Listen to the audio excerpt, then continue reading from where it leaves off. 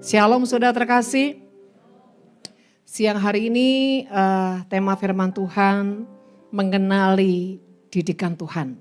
Saudara, seringkali orang bingung ya kalau dengar khotbah hamba-hamba Tuhan, yang satu bilang begini, yang satu bilang begitu, yang satu bilang keselamatan itu anugerah dan tidak perlu dibayar ya. Bapak itu sangat menyayangi anaknya, jadi enggak perlu Bapak itu mendidik anaknya. Tapi sementara ada hamba-hamba Tuhan yang bilang kita harus mengerjakan keselamatan. Bahkan kita harus hidup kudus. Saudara, kalau saudara dengar khotbahnya Pak Erastus, waduh.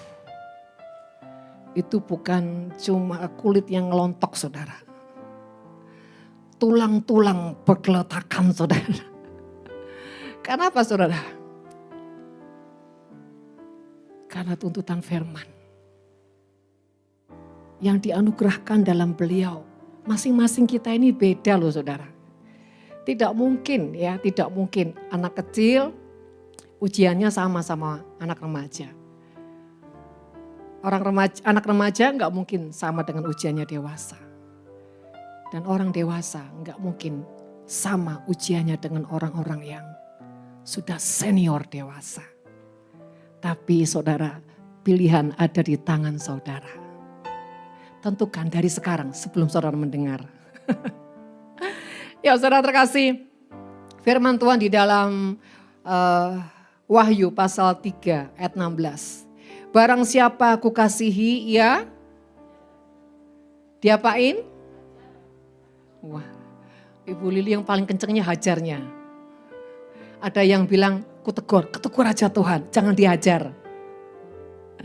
Sebab itu relakan hatimu dan, saudara mau seirama gak sama Tuhan? Mau jadi mempelai-mempelai Tuhan?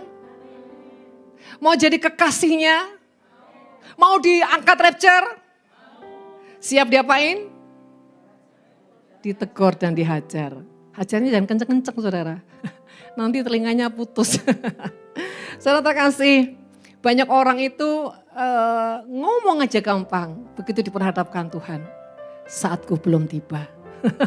Saudara terkasih, percayalah. Tuhan itu Bapa yang kita sembah. Kita bersyukur ya. Dia bukan cuma Tuhan, tapi dia Bapa. Dia bukan cuma Bapa, dia juga sahabat. Dia bukan hanya sahabat, dia gembala. Dia bukan cuma gembala, dia itu guru. Dan dia bukan cuma guru, tapi dia juga hamba. Berarti ketika pada saat kita enggak mampu banget, saudara, dia hamba yang melayani keterbatasan kita. Tapi dia juga ingat, dia itu raja. Ketika engkau dia menyalahi aturan, dalam kerajaan itu ada hukum. Saudara, mari kita siang hari ini mau belajar bagaimana mengenali didikan Tuhan dalam setiap kehidupan kita. Pasti semua itu tidak sama. Saudara, semua sesuai tingkat kerohanian, sesuai destiny, sesuai tingkat level kedewasaan, ya saudara. Semuanya pasti porsinya berbeda-beda. Tetapi saudara, biar siang hari ini kita mau belajar bagaimana mengenali sifat Tuhan. Yuk. Saudara, dalam Mazmur 103 ayat 10 sampai 13, ya, ayat 10 sampai 13, demikian firman Tuhan. Tidak dilakukannya kepada kita setimpal dengan dosa kita. Dan tidak dibalasnya kepada kita setimpal dengan kesalahan kita. 11, tetapi setinggi langit di atas bumi demikian besarnya kasih setianya atas orang-orang yang takut akan Dia. Perhatikan di sini saudara, ayat 10 dikatakan. Tidak dilakukannya kepada kita setimpal dengan dosa kita. Tidak dibalasnya kepada kita setimpal dengan kesalahan kita. Tetapi setinggi langit di atas bumi demikian besarnya kasih setia atas orang-orang yang takut akan Tuhan. Nah ini saudara, permasalahannya. Apakah kita ini takut akan Tuhan? Tuhan tidak pernah dan tidak akan mungkin ya membuat kita dihukum sesuai dengan kesalahan kita, sesuai dengan dosa kita itu. Tidak mungkin saudara. Semarahnya apa Tuhan? Bahkan sedosa apapun kita. Kalau kita menjadi pribadi yang punya hati takut akan Dia. Arti kata saudara takut akan Tuhan. Mungkin awalnya kita tidak sadar dengan apa yang kita lakukan. Kita tidak mengerti, kita tidak paham, kita belum dewasa. Oke lah. Tapi ketika Roh Kudus mulai bicara di hati kita. Atau kita mulai mendengar sebuah teguran. Atau mulai mendengar firman Tuhan dan kita mulai mengerti. Ketika kita mulai mengerti. Dan kita tidak melakukannya saudara. Otomatis hukum berjalan. Tapi satu hal, ini yang perlu kita pelajari siang hari ini. Dasar hati takut akan Tuhan harus ada di dalam kita. Terlepas itu kadarnya berapa, tapi itu harus menjadi pondasi yang selalu dan harus ada di dalam kita. Dasar hati takut akan Tuhan. Kenapa kita perlu punya hati yang takut akan Tuhan? Karena itulah yang bisa mengendalikan kita. Ibarat mobil kalau cuma ada gas, nggak ada rem, mengerikan saudara. Kenapa ada jantung, ada hati? Hati ini adalah saudara, tempat signal warning. Sedangkan jantung saudara, itu sesungguhnya hanya mengikuti apa kata hati. Coba saudara praktekkan. Kalau hatimu lewat Roh Kudus yang sudah memberikan alarm dan kau tidak taat.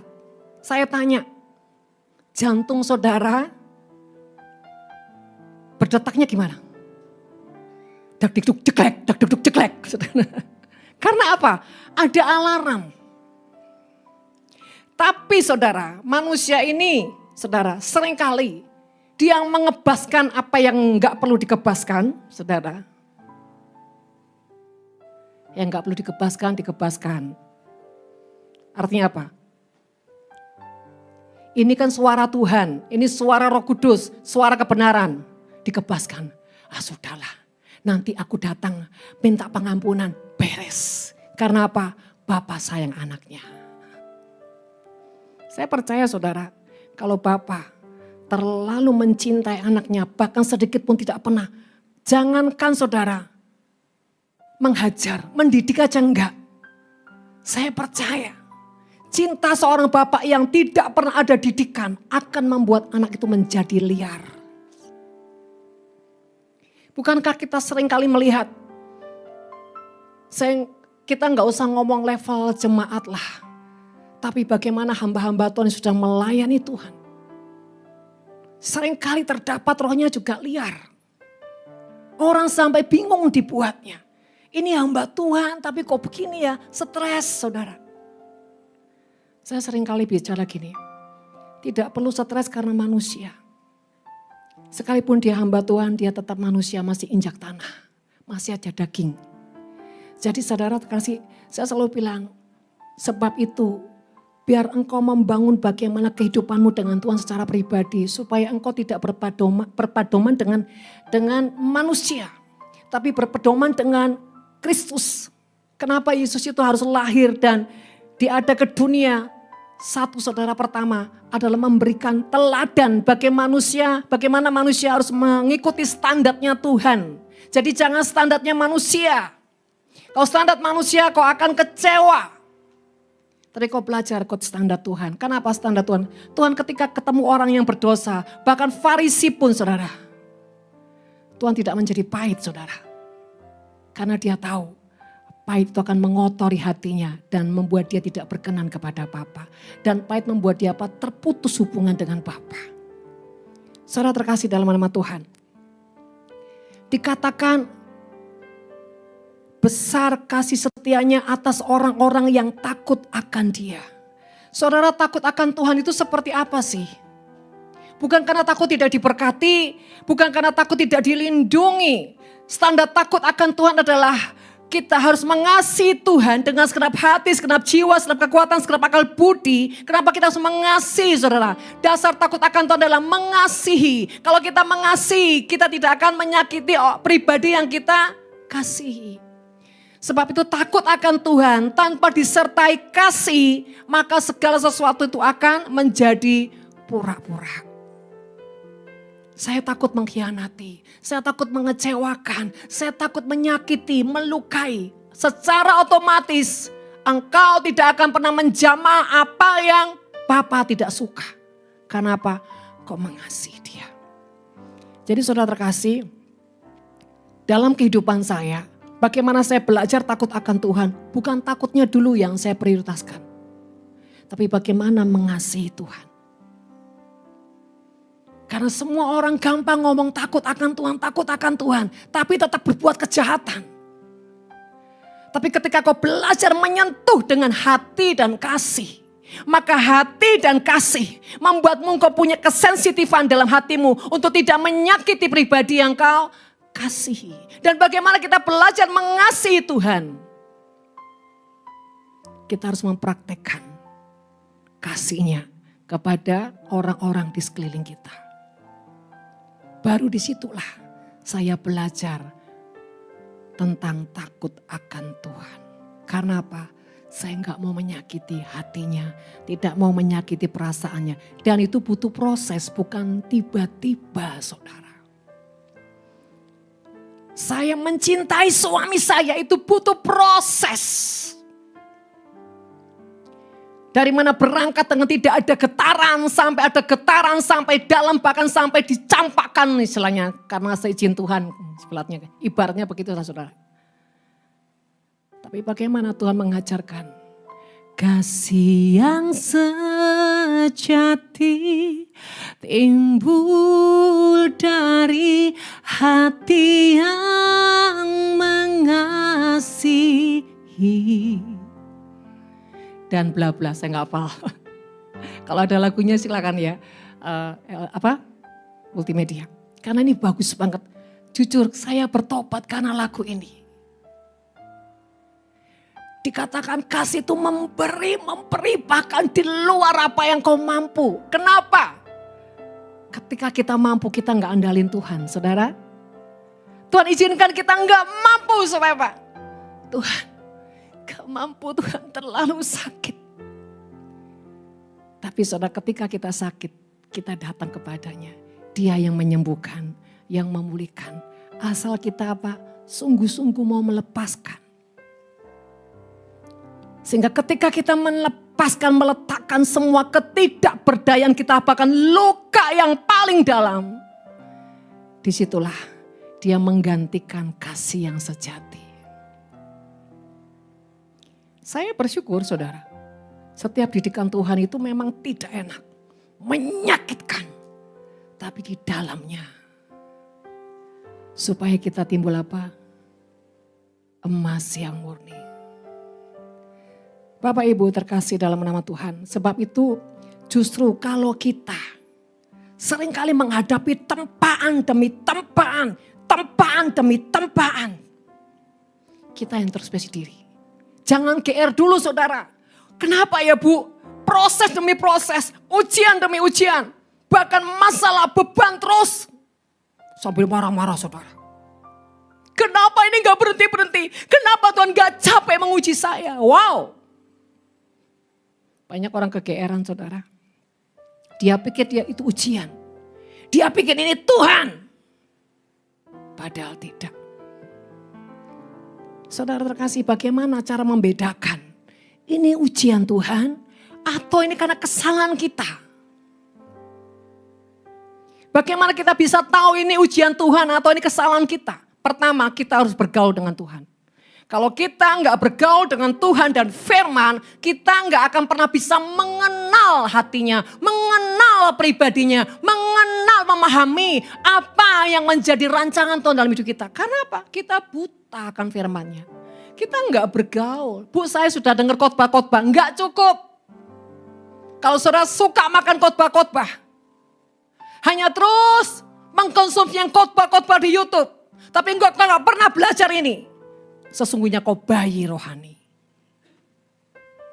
Kedewasaan rohani ditentukan ketika kau terus belajar dan menggali firman Tuhan.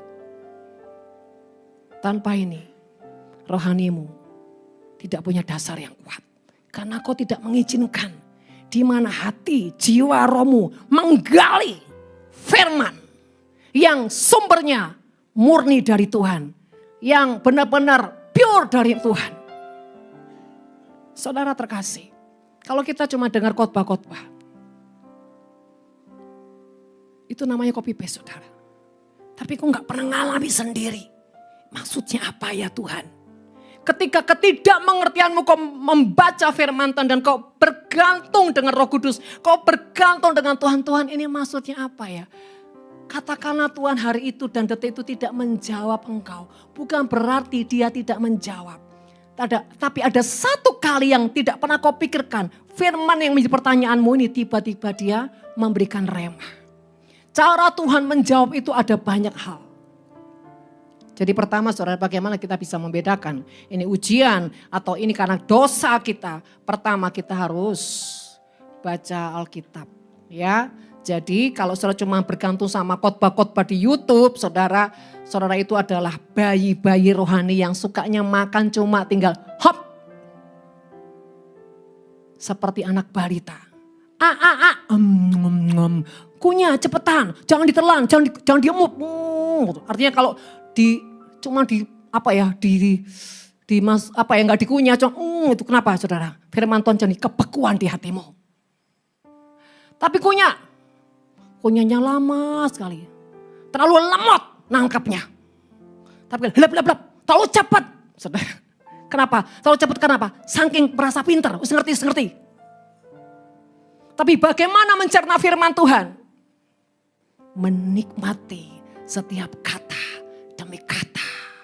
Menikmati setiap rema dan terus ulas. Mungkin itu hanya satu kata. Tapi ketika kau mengupasnya dengan Tuhan, itu menjadi ribuan makna di hatimu.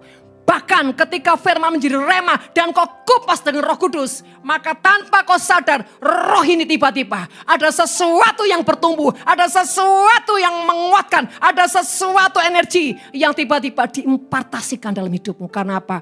Firman yang tiba-tiba menjadi rema itu engkau kupas dengan Roh Kudus.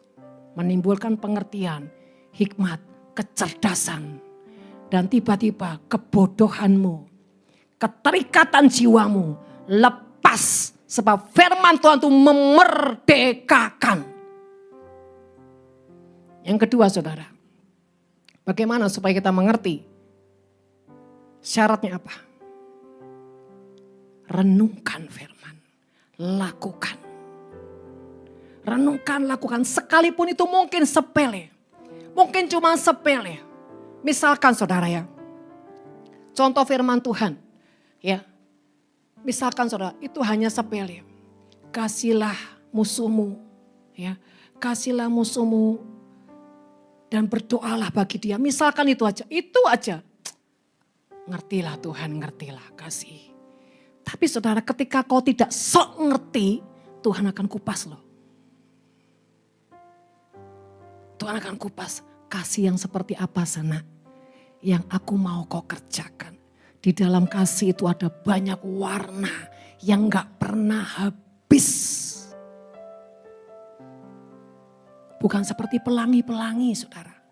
Kasih itu ada banyak lapisan-lapisan warna yang tidak pernah habis. Dan ketika kau dibukakan, wow, kasih. Karena gini, kenapa saya katakan banyak warna? Karena manusia ini kan banyak sifat dan karakternya saudara ya. Kan enggak sama menghadapi Bu Nini dengan Bu Lili kan beda, betul enggak? Sekalipun sama-sama kuatnya, tapi beda porsinya. Itulah bicara kasih ketika menghadapi Bu Nini. Kau tidak boleh porsinya seperti Bu Lili, kurang strong. Anak yang kukasih dia akan terus kupanggil namanya, kupanggil namanya. Dan hendaklah kau berkata, ku jawab ya, iya dan ya. Saudara jangan tegang ya saudara. Jadi saudara kasih, ketika kau mengupas mungkin itu Kata-kata firman itu sudah kau ngerti, sudah tahu, bahkan sudah enggak asing lagi. Tapi belajar, jangan sok pintar. Tuhan ini maksudnya apa? Tuhan tuh sayang banget dan suka banget sama orang yang enggak sok pintar, saudara. Kadang rahasia-rahasia yang enggak pernah kita pahami, tiba-tiba dia bukakan kepada orang-orang yang rendah hati. Ya, dan lakukan. Kenapa kita perlu lakukan? Selain kita enggak lupa, kita menghidupkan firman. Kenapa kita menghidupkan firman? Kita akan menghidupkan firman. Ada kuasa yang mengubahkan semua yang di dalam kita menjadi man of God. Itu sebabnya kita perlu lakukan firman. Roh kita akan beda. Kekuatan kita akan beda. Ketajaman kita akan beda. Bahkan seluruh panca indera kita lapis demi lapis dibukakan. Karena apa? Kita setia melakukan firman Tuhan. Sampai ujungnya Tuhan jadikan kau sempurna. Ketiga, setelah lakukan. Saudara, ini semua bicara makanan. Makanan di jiwa, di roh. Tapi saudara, makanan ini kalau tidak ada air, keseretan saudara. Perlu air, penyembahan. Ku pandang wajah-Mu dan berseru, pertolonganku datang dari-Mu. Peganglah tanganku, jangan lepaskan. Kaulah harapan dalam hidupku. Saudara, kalau nyanyi sama Tuhan perlu manja-manja cantik. Ada penekanan demi penekanan. Jangan lepaskan. Artinya Tuhan jangan sampai 3 kali. Tuhan tahu ya, kalau ulang-ulang 3 kali kan berarti ada makna spesial. Jadi ngertilah Tuhan. Jangan lepaskan. Kaulah harapan dalam hidupku. Makanya nyanyi itu jangan cuma asal bunyi. Ada harmoninya. Didengar enak, dinikmati syahdu saudara, maksem. Orang pinter nyanyi itu bukan karena suaranya bagus. Karena sering kali saudara, hidup diremukkan Tuhan. Ngerti ya? Gak percaya, saudara boleh saksikan. Orang yang tadi suaranya kayak kaleng kosong, coba masuk rendaman Tuhan. Tiba-tiba suaranya dipulihkan. Yang tadinya gandot, tiba-tiba ku pandang wajah-Mu dan berseru, pertolonganku datang dari-Mu. Peganglah tanganku, jangan lepaskan. Kaulah harapan dalam hidupku. Saudara, ketika saudara katakan, kaulah harapan, hatimu memandangnya, memandang hatinya. Dan saudara, di imajinasimu, biarlah engkau berbinar-binar. Kaulah harapan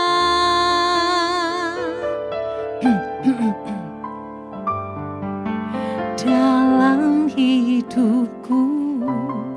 Langsung Tuhan termehek-mehek. Malaikat cepat, jangan pakai lama. Tolong dia kasih lebih dari apa yang dia doakan dan harapkan. Kenapa? Wajahnya aku tuh loh semlohet langsung. Wajahnya tuh syahdu, kenapa? Menaruh harapnya tuh hanya kepadaku sampai aku kesemsem gitu loh. Saudara, lebih baik membuat Tuhan jatuh cinta daripada buat manusia jatuh cinta. Kalau manusia tuh cuma ada PHP, saudara, rugi. Coba buat Tuhan tuh kesemsem. Bukan nyanyi dibuat-buat loh saudara, serius. Tapi memang dari hatimu memancarkan sebuah aliran kasih, gelora, cinta, chemistry dan semuanya itu. Sehingga saudara itu akan memunculkan sebuah keindahan yang Tuhan katakan, sampai aku tidak bisa melukiskan apa yang kulihat di wajahmu. Wow. Bukan cuman keindahan wajah Tuhan. Tuhan juga mau menikmati keindahan wajah kita saudara. Walaupun wajah kita ini pas-pasan seperti saya. Ketika saya sungguh-sungguh dalam hadiratnya, saya lebih cinta, saya lebih baik, bahkan saya lebih cantik dari semua saudara yang di sini. Enggak apa-apa, kan perlu GR sedikit. Wah kalau Tuhan sudah jatuh cinta, saudara, katanya Tuhan bilang semua dunia ini enggak secantik engkau nak. Tuhan jangan PHP, sungguhan kok. Nanti Tuhan ketemu lain lagi saudara. Tuhan katakan enggak nak. Cantiknya tuh pasti beda-beda. Oh iya, Tuhan punya segala cara dan segala kata-kata saudara ya. Nah saudara terkasih, lakukan firman Tuhan. Percayalah, orang yang lakukan firman Tuhan, hidupnya akan berubah. Jangankan kata-katanya, kehadirannya itu bisa mengusir semua unsur yang negatif. Enggak percaya, silakan. Saudara, saya enggak mau ini ya.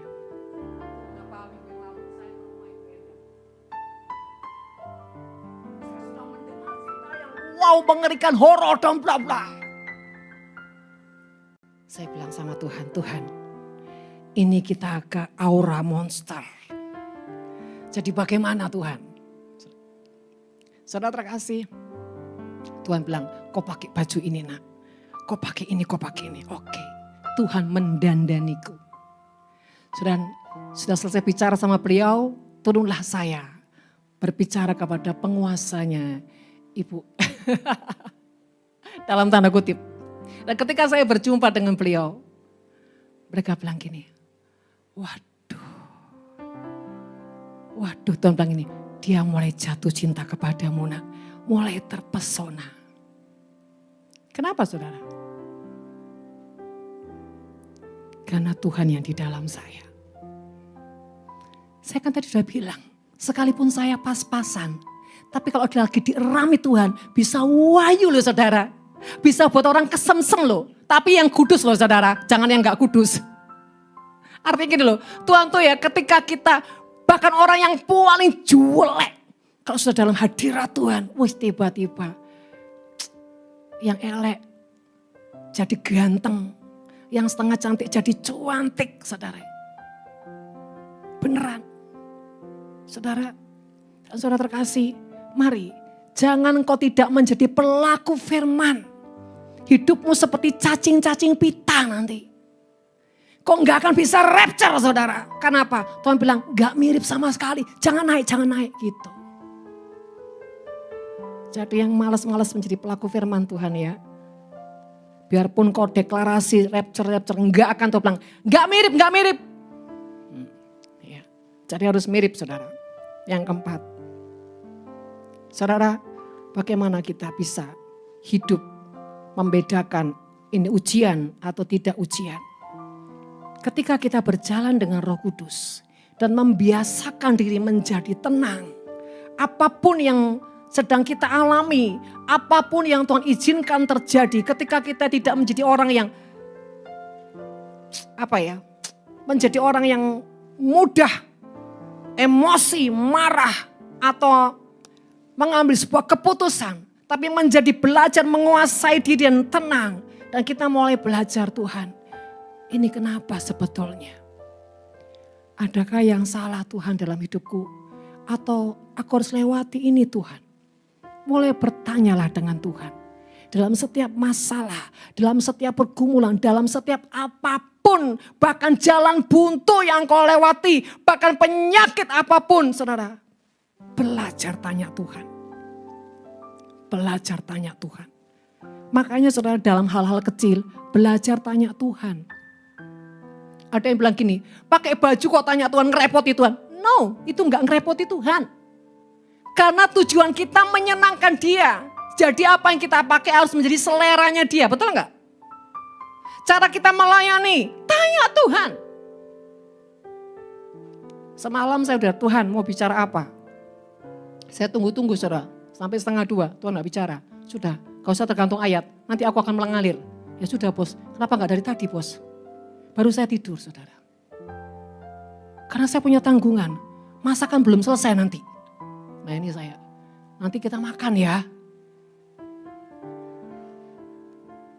Sudah sibuk, kurang sibuk kata suami saya. Kamu tuh gak capek tak? Saya bilang biar mereka senang Pak. Jasmani rohani. Mumpung saya ada. Saudara terkasih dalam nama Tuhan. Belajar. Mengenali. Nah sekarang saya mulai praktekkan gimana kita bisa tahu. Ini karena dosa atau ini karena kesalahan. Karena Tuhan. Satu. Kalau itu karena Tuhan. Sekalipun sakit, sekalipun bikin stres. Tapi satu hal, ada damai sejahtera di hatimu. Ada damai sejahtera yang kau gak bisa pungkiri. Dalam hatimu, sudah tenang. Ada damai sejahtera. Tapi kalau itu karena dosa, intimidasi kuat saudara. Kuat. Apalagi kau tidak hidup dalam firman Tuhan, digempur terus, buak. Rasa kata iblis gitu ya. Enak enggak hidup dalam firman Tuhan. Makanya jangan gak hidup dalam firman. Saudara. Tahu enggak iblis kalau hajar tuh enggak habis. Enggak. Bukan yang kecil-kecil saudara. Dia habisin dalam 1 detik. Kalau bisa ludes. Dengan intimidasi. Saudara jangan meremehkan intimidasi. Itu roh jahat. Roh yang bisa mengikat bahkan membunuh saudara. Sebab itu saudara. Ketika kau mendengar hal-hal yang tidak membangun rohmu, tidak membangkitkan imanmu, kebaskan. Tapi ketika kau kebaskan, kau tidak bertobat, gak bisa. Itu namanya apa? Kebocoran. Kau tidak punya kekuatan untuk menutup, karena apa? Kau punya celah. Ketika itu menjadi kesalahan, apapun yang kau lakukan, kau deklarasi, kau doa, kau apapun. Tapi kau tahu ada sesuatu yang kau tidak bereskan. Kau mau tutup dengan apa? Gak bisa. Di hati, di jiwa ini saudara, bisa tertutup kalau kita nggak ada celah. Tapi ketika ada celah mau ditutup kayak apapun, bahkan berdoa nggak bisa. Karena apa? Di jiwa ini ada roh. Dan iblis tidak bisa kau kelabuhi. Di mana ada unsur-unsur dia akan nerobos saudara. Kenapa? Iblis bilang, aku ada di dalam situ loh. Sebab itu saudara, jadi orang dalam hal apapun, bereskan dengan Tuhan. Jangan biarkan berlarut-larut. Sekecil apapun masalah, bereskan. Supaya saudara, tidak ada kebocoran. Itu baru kebocoran. Ya. Ketika engkau mengeraskan hati, itu bukan lagi kebocoran. Pintu hatimu tidak bisa kau tutup dengan sesuatu kebenaran firman Tuhan. Kenapa? Masih ada yang palsu di dalamnya. Yang palsu dengan yang asli gak bisa gabung saudara. Ketika ada kepalsuan di dalam dan kau tidak keluarkan itu. Apapun kau doa puasa. Tidak bisa ada kuasa. Selama yang palsu tidak kau keluarkan, kau bereskan. Karena itu akan menjadi Tuhan atas hidupmu. Kenapa? Itu spirit. Sebab itu saudara. Jangan kita menjadi orang yang mengeraskan hati. Memang teguran itu enggak enak. Didikan enggak enak. Loh saya ini kadang-kadang masih kok saudara. Sama anak-anak saya. Gak bisa gitu Mi, ini harus begini. Kadang sebagai orang tua kan ada kambuh-kambuhnya ya. Kehormatannya ya, betul enggak ya? Harga dirinya. Ini orang tua loh. Tapi ketika itu memang salah. Tuhan bilang memang salah kok. Iya Tuhan, salah ya. Tapi uswakite Tuhan. Berarti kamu masih perlu pertobatan. Iya Tuhan, tolonglah aku yang kurang bertobat ini. Jadi saya tuh bersyukur punya anak-anak yang powerful gitu saudara. Ya, mereka itu adalah hakim-hakim saya dalam tanda kutip. Hakim-hakim di ruang kudus. Kalau nggak ada orang seperti Maria, waduh saya ini bahaya saudara. Ada lagi anak saya yang paling besar, itu lebih breng lagi saudara. Tapi kalau anak saya yang nomor 2 itu, kalau saya salah, dia cuma diem. Nanti kalau udah mentok baru, menurut mami itu bener apa enggak? Tapi kalau Elisa, ya gak bisa gitu mah, itu kan kayak ini mah. Macam-macam warnanya, nano-nano, tapi semua penasihat ajaib. Saudara terkasih, beda lagi dengan suami saya. Kalau saya enggak, sesuatu yang enggak benar, dia akan tunjukkan tampangnya yang seperti tidak bersahabat. Dan ketika alarm saya terus menutup diri, bahaya saudara. Karena semua itu alarm. Kita percaya di dalam keluarga selalu kita punya banyak alarm, betul enggak? Tinggal kau menjadi pribadi yang rendah hati enggak?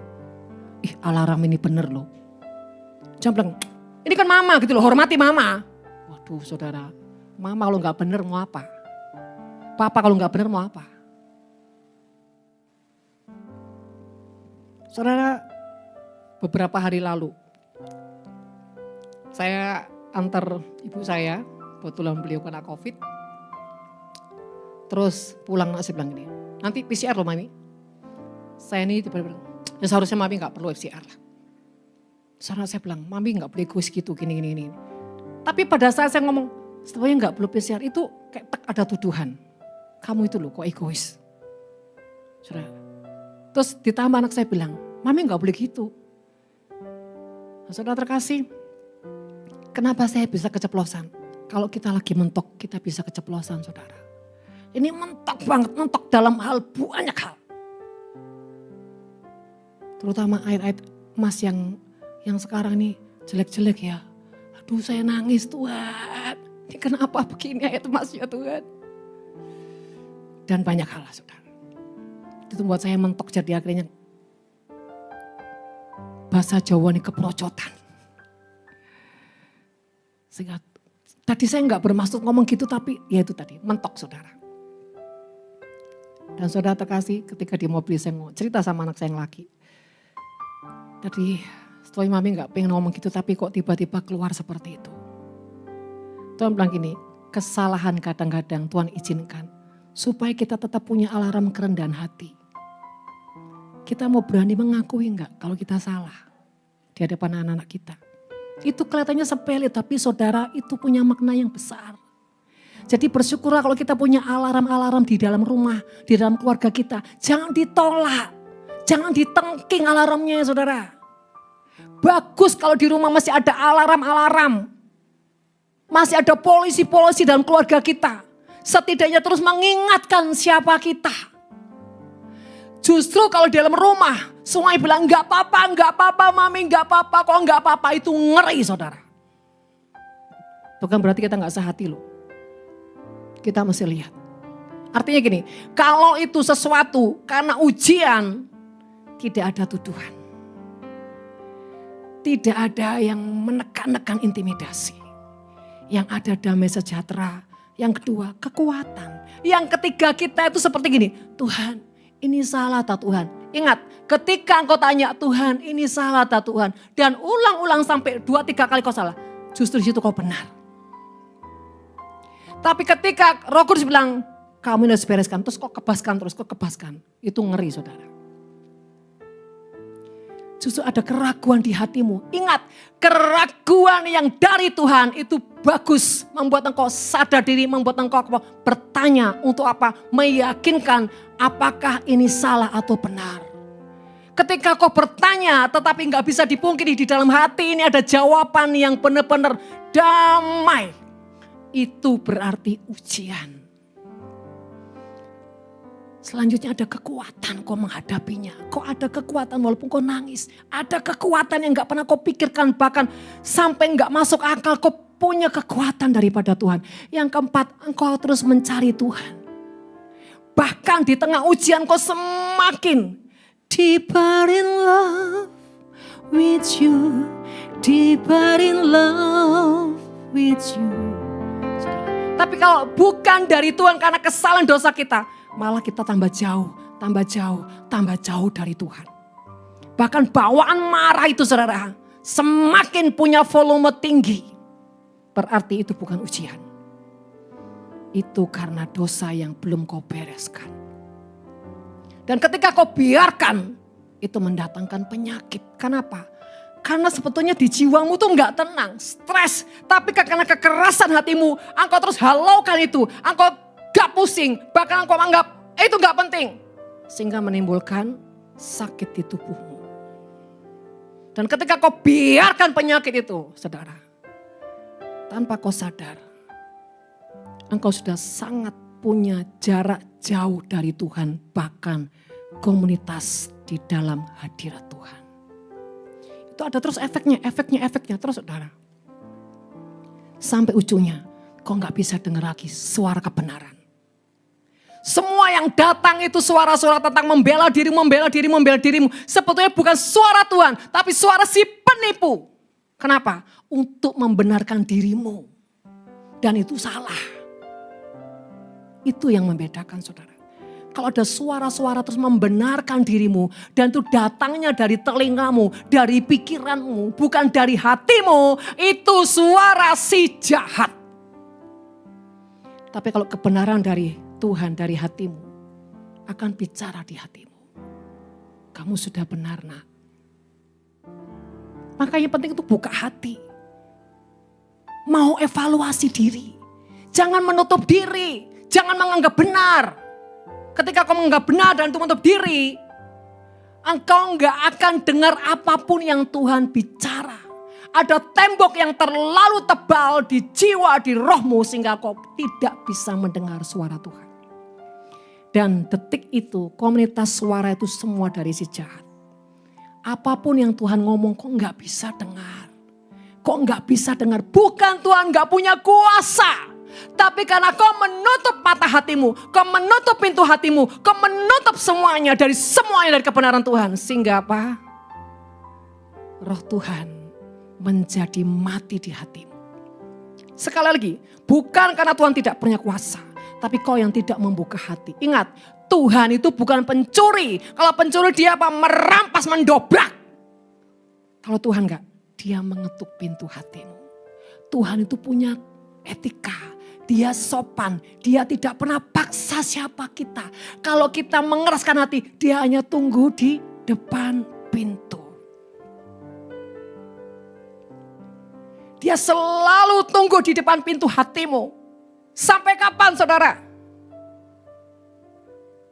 Sampai kau membukakan. Ada pujian gini. Ya, ini gimana?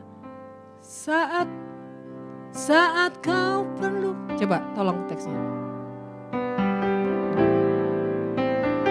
Kelamaan banget sih. Tuhan bekerja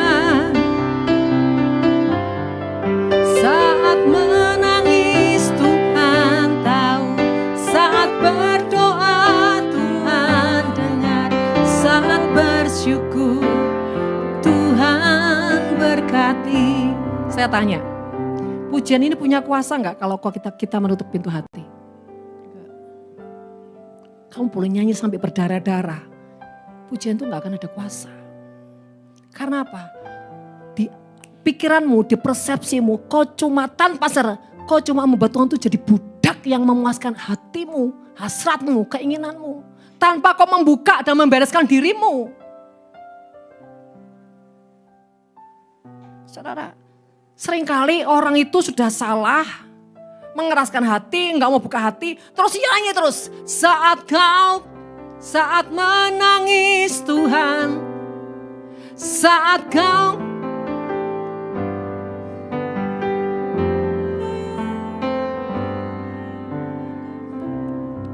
itu hanya berlaku pada orang-orang yang membuka hatinya, pada orang yang membereskan hatinya.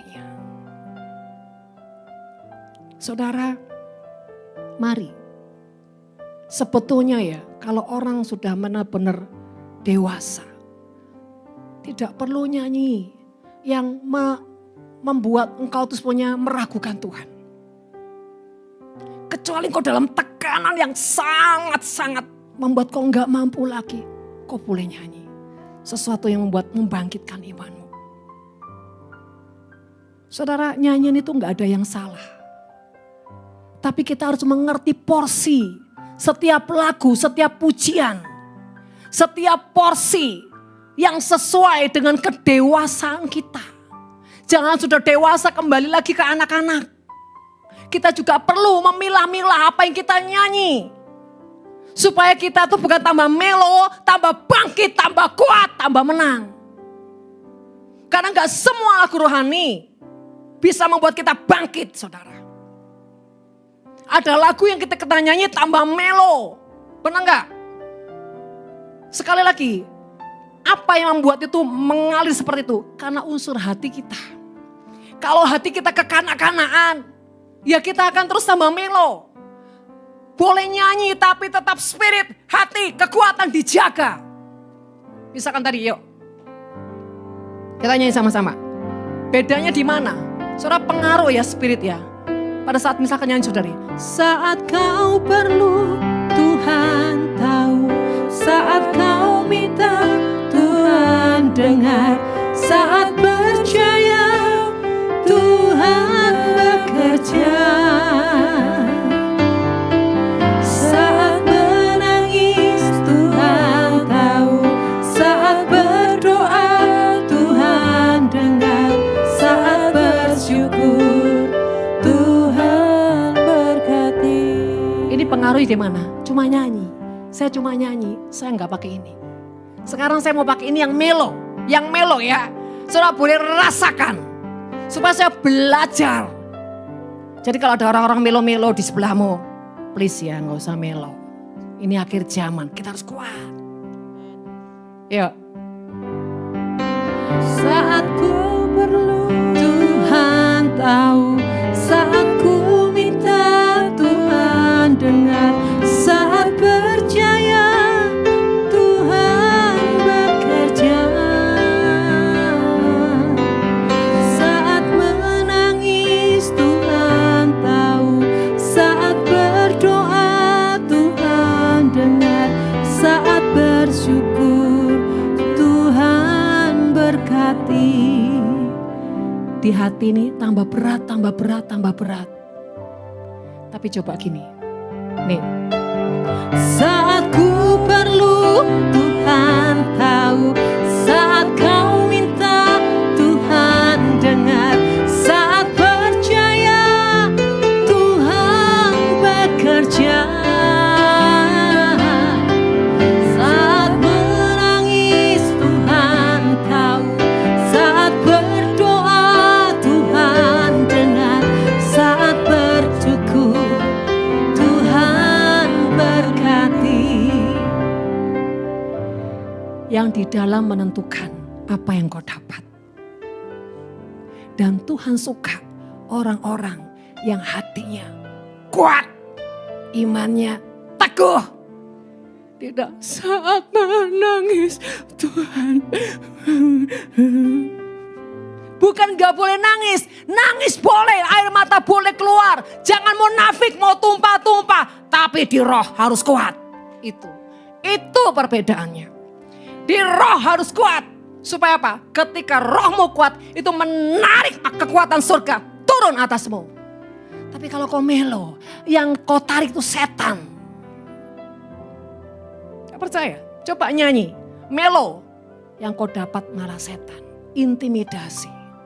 Kau tambah berat, tambah berat, tambah berat. Kau boleh nyanyi apapun. Tapi di hatimu, di jiwamu, di rohmu harus kuat, harus percaya. Dan tetap berpikir positif.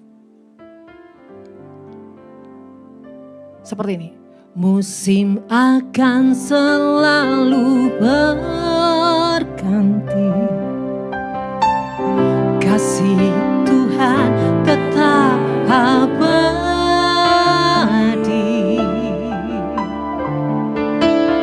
Tak akan berubah sampai selamanya.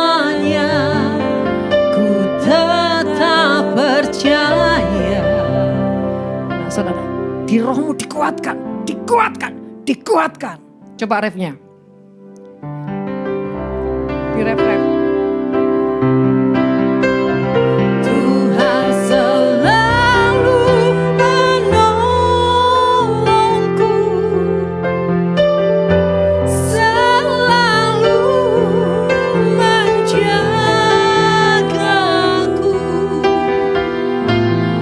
sehelai di rambutku tak akan terjatuh tanpa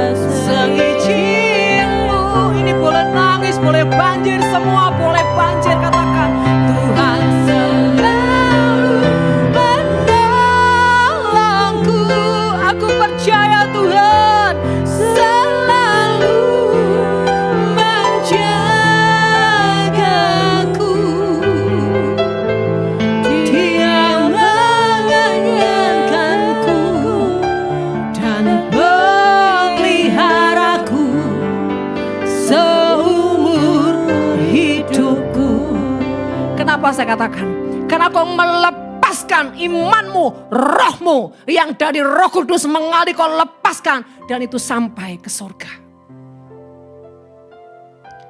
Saudara, lebih baik buat Tuhan nangis, buat Tuhan yang tersentuh, buat Tuhan yang hancur hati. Karena apa? Dia terlalu melihat kita, berharap dan percaya kepadanya. Bahkan apapun tidak menggeserkan hati kita kepadanya. Itu hancur hati Tuhan, saudara. Hancur hati karena kasih. Hancur hati karena apa? Kagum kepada setiap ketetapan hatimu. Tuhan, apapun boleh terjadi atasku, tapi aku tetap percaya Tuhan.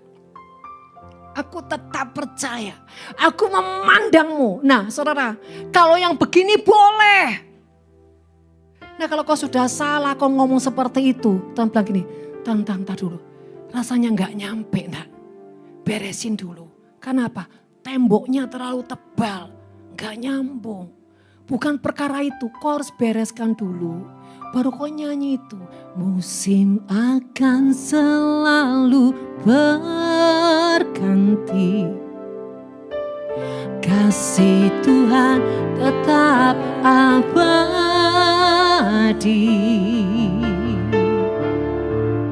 Tak akan berubah sampai selamanya. Ku tetap percaya. Saudara, ini boleh dilakukan ketika engkau mengalami pertobatan. Tadinya mungkin awalnya kau salah, engkau jatuh dalam dosa, engkau mengeraskan hati. Tapi tiba-tiba ketika kau buka hati dan hatimu mulai cair, hatimu mulai meleleh dan kau nyanyi seperti ini. Ini maknanya apa? Buat orang yang bertobat, Tuhan, di segala musimku, bahkan dalam kejatuhanku, Engkau selalu setia Tuhan. Engkau selalu ada dan Kau enggak pernah buang aku. Sekalipun aku ini menyakitkan hatimu, Kau gak pernah buang aku. Engkau selalu ada di segala musimku. Tuhan selalu menolongku. Ayo nangis sampai seember gak apa-apa. Selalu menjagaku. Sehelai di rambutku tak akan terjatuh tanpa seizinku. Ya gitulah kira-kira saudara. Ingat saudara, membedakannya di dalam. Supaya iblis tidak memperdaya hidupmu. Karena Tuhan suka kejujuran, ketulusan, dan kerendahan hati. Apa adanya. Tuhan suka dengan orang yang apa adanya. Tuhan gak peduli berapa kali dia jatuh saudara. Tapi selama kau terus tinggal dalam kebenaran, artinya tidak ada kemunafikan. Tuhan paham kok, kau sedang proses, kau sedang banyak belajar, kau sedang mengalami apapun didikan Tuhan, Tuhan paham. Tapi ketika engkau bermunafik ria, ketika kau bermanipulasi, itu yang Tuhan muak. Tuhan gak suka orang bermanipulasi. Tuhan gak suka orang jujur. Ya, saudara terkasih, yang terakhir. Bagaimana membedakan didikan Tuhan atas setiap kita? Kalau dalam hidupmu ada destiny yang terlalu besar dan kuat, jangan minta Tuhan memotong didikannya. Itu mengerikan. Kau sadar kau punya destiny yang besar. Kau punya panggilan yang besar. Contohnya, saudara lihat di Alkitab. Musa, Yusuf, semua yang punya panggilan besar. Enggak ada proses kecil saudara. Mereka semua proses yang besar. Tapi Saul, dia tidak ada proses. Ketika hidupmu tidak ada proses, tanda tanya besar. Engkau sedang di area mana? Tapi membedakan proses orang yang benar dan orang yang keluar dari jalur Tuhan itu beda. Proses orang di dalam jalur Tuhan, apapun yang Tuhan izinkan dia lewati saudara, dia tetap bergaul dengan firman. Dia tidak akan lebih jauh dari Tuhan, malah lebih dekat. Bahkan ketika dia sudah tidak sanggup, tidak mampu, Tuhan kasih dia kekuatan. Bahkan Tuhan sambil menggendong dia, sambil dia melakukan destiny-nya. Ada jaminan Tuhan. Makanya dikatakan, Orang yang menanti-nantikan Tuhan akan mendapatkan kekuatan baru sebagai Raja Wali. Ketika kau sudah tidak mampu lagi, Tuhan akan mengangkat dan menggendongmu dan membawamu kepada destiny. Kenapa? Karena hatimu dilihat benar.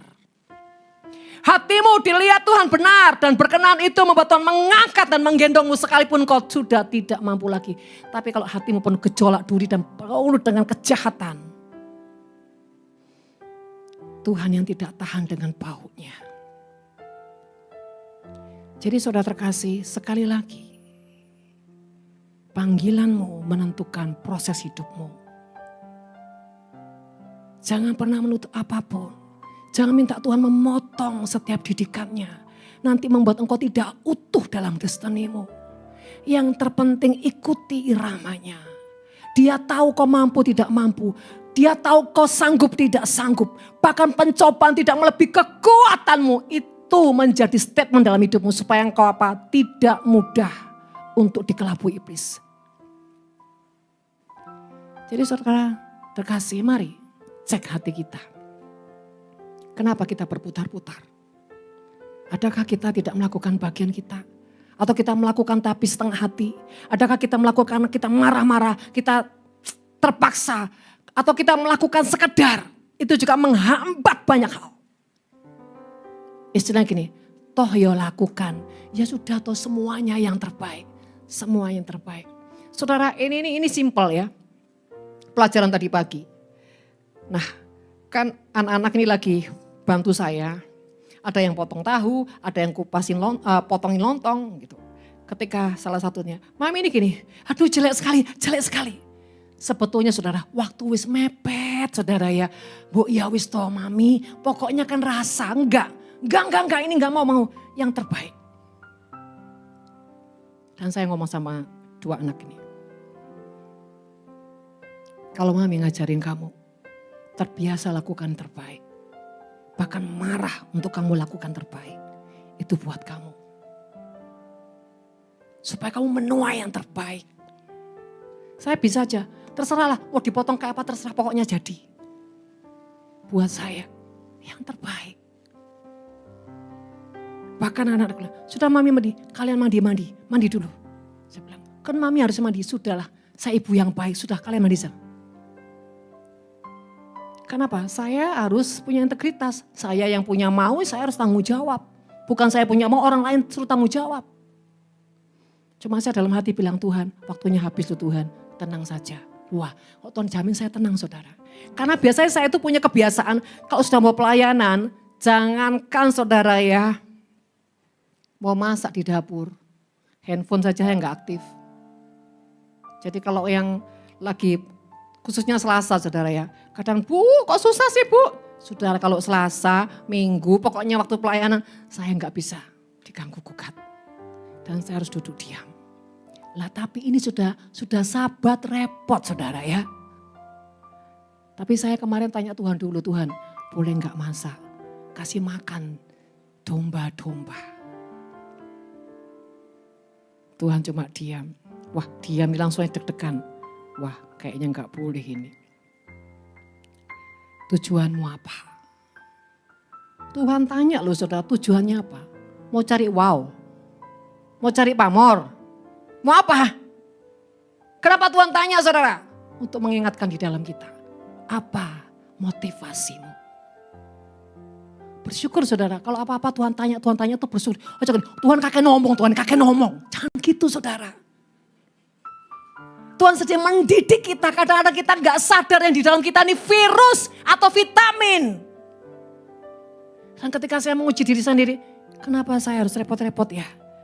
Anak-anak saya bilang ini gak ada loh Mi, besok pasar tutup loh Mi. Pasti ada, ngoyal saudara. Dan saya diam, saya tanya Roh Kudus, saya kan gak sok tahu gitu. Roh Kudus, motivasi saya apa? Tuhan Roh Kudus bilang cek. Saya diam, saya cek. Tiba-tiba hati saya bilang gini, ya Tuhan saya ingin lakukan yang terbaik buat mereka. Saudara tahu gak? Tuhan nangis. Dan Tuhan bilang gini, aku izinkan nak. silakan lakukan. Saudara, saya juga nggak tahu. Ketika saya ngomong, besok mami mau bikin ini, anak-anak saya, Karena saudara, anggota kami ini 2-3 ekor, gak banyak. Jadi cukup sibuk gitu loh saudara. Mami kurang sibuk tak. Tiba-tiba ketika gak ada orang, semua lagi libur saudara ya. Saya lupa kalau tanggal merah. Saya panggil, suami saya kan semakan di sebelah. Saya tuh belum ngomong, tapi saya gini. Kan papi mau nganter ya papi ya, kan nanti sama papi tuh ke pasar. Suami saya gini, wah puji Tuhan. Akhirnya setelah makan, saya berangkatlah ke pasar kemarin saudara. Saudara terkasih, kalau apa-apa tanda dari suami saya itu pasti Tuhan. Pasti Tuhan saudara. Karena suami saya itu susah untuk sejalan serama dengan saya, apalagi serama dengan Tuhan. Ketika iya, wah itu saya udah gak usah mikir 2 kali saudara. Saya bilang, padahal saya belum janjian, saya ngomong gini, ada Ike. Kata Ike, pasarnya itu tutup mami, gak ada orang mami. Oh tapi kan papi mau tuh papi, antar saya papi ya, kita ke pasar ya papi ya. Sambil ngerayu saudara ya. Ya pi ya, sambil saya lulus gini. Suami saya tuh guys termehek-mehek saudara. Langsung gini, waduh. Nunggu di depan saudara. Kepanasan, saudara lihat saya kepanasan, kasihan saudara. Capek pi? Enggak. Saudara, dan suami saya bersuka cita antar saya. Jadi saudara, apapun yang kalian makan itu aset suami saya juga, dia bersuka cita loh saudara. Jadi jangan bilang gak enak nanti ya. Saudara itulah. Jadi saudara terkasih, ayo kenali didikan Tuhan. Kalau kau punya satu panggilan besar, kau punya panggilan sesuatu yang spesifik, jangan heran. Kalau kau perjalananmu panjang, didikan Tuhan keras, bahkan disiplin Tuhan itu luar biasa. Karena dia ingin melakukan the best atas hidupmu. Amin saudara. Mari kita renungkan firman Tuhan, kita tutup Alkitab kita. Terima kasih Tuhan.